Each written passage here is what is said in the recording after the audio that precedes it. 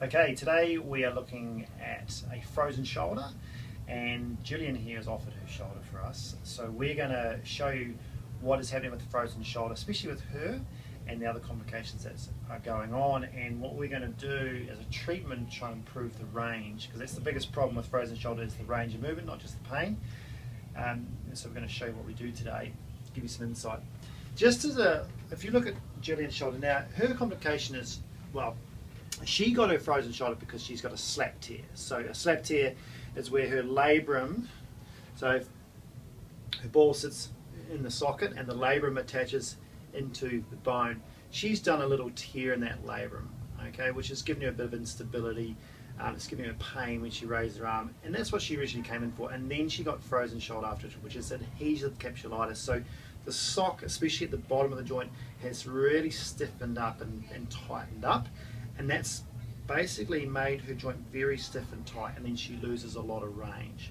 And so she's had a procedure at the X-ray department where she's had a hydrodilatation. So they've actually blown up her capsule to try and tear the adhesions, if you like, so it's freer, and now she's going through intensive physio to try and quickly get that range better. Now we've loosened up that capsule. So that hydrodilatation is a really good option. Not always done, but it's really good for her at the moment. So if you look at her range, well, we can actually get her flexion pretty good. She jams at the top there, so when she runs out of range in the capsule, she's jamming the joint, so she doesn't like that too much. That's a bit awful. But the biggest thing is she's lost her lateral rotation, her external rotation. Can you see that?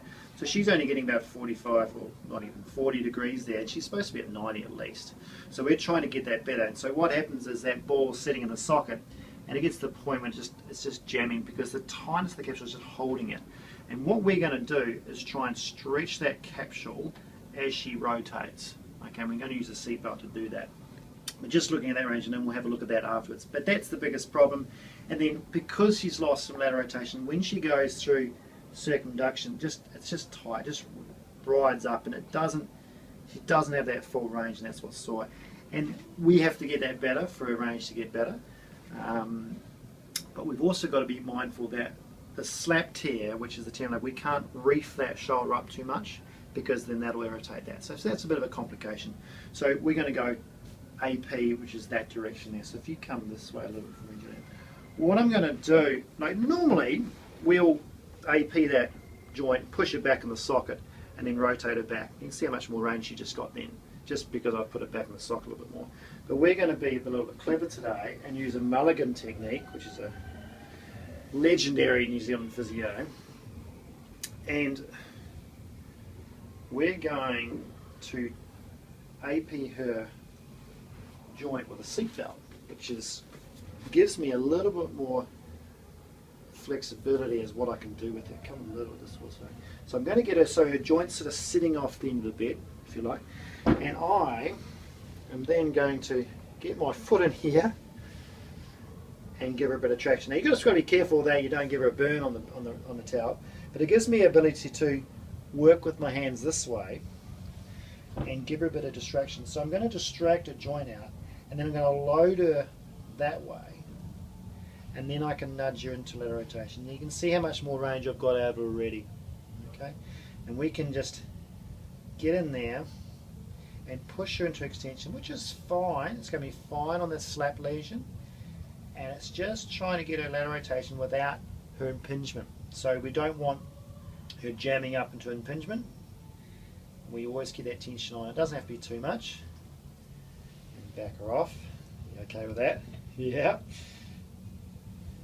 And so getting into a little bit of distraction, pushing on that band, which will load her into an AP direction, which puts that ball in the back of the joint like a posterior glide. Get her elbow out a little bit, just watch, make sure she's not wincing too much, and then we're going to stretch her out a bit more.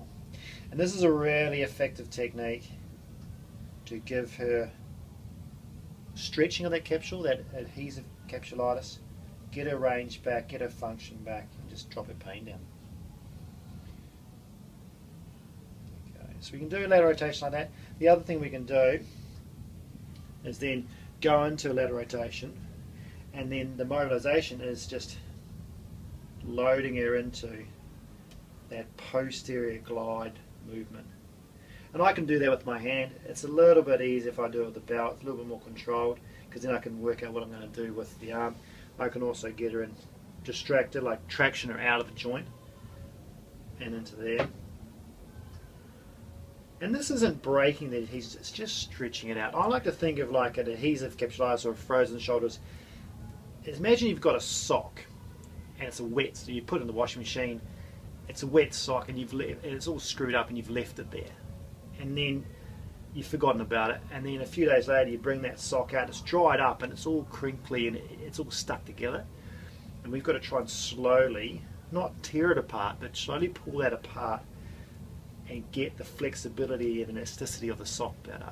And then she'll find that it'll improve. Now, frozen shoulders generally get better in time anyway. We're just trying to capitalise on the fact that she's had that hydrodilatation procedure and try and get as much stretching out of that joint as possible while she improves, and just get her feeling better as she improves, and see if we can accelerate that a little bit more. Okay, go back to the middle for me, Julie. Alright, and let's see how we're going here. You can see how much range we've got out of that.